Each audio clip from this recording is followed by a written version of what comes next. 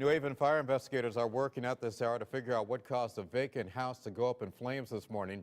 Happened on Lafayette Street, and the windy conditions caused problems on nearby I-95 and in surrounding neighborhoods as well. News 8's Ken Pierce live in New Haven this noon to show us what is left of this house this midday. Ken. And Keith, less and less is left of that house every minute because they've now brought in that big piece of equipment back there to finish the job that the fire started and demolish what is left of this house. When this fire broke out at 4:30 this morning, it was 3 stories high and about twice as wide as it is now. Nobody was hurt in this fire, fortunately. The big story with it was all the smoke.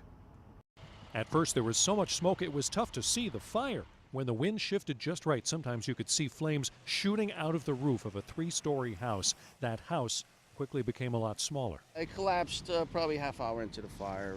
The fire had hold of the building when we arrived, so we were anticipating a quick collapse.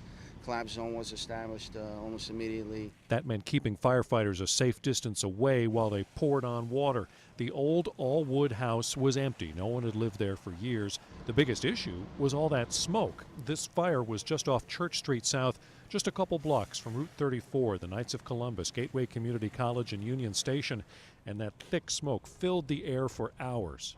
In addition to producing all that smoke, all the wood in that house burned for so long they had to keep all the fire trucks out here on the street for hours. That meant the streets were closed for hours. That meant for most of the morning it was tough for people to get to school and to work.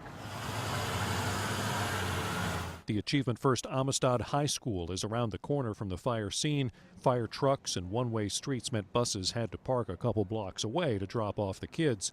The only lasting damage was to the house itself. Less than half was still standing by the time the fire was under control. Fortunately, no one was hurt.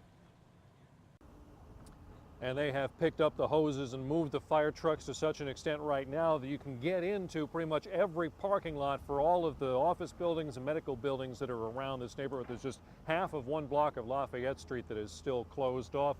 This work continues, as does the investigation. We've got both local and state fire marshals looking for the cause of the fire. We're live in New Haven this noon. I'm Kent Pierce. Keith, back to you.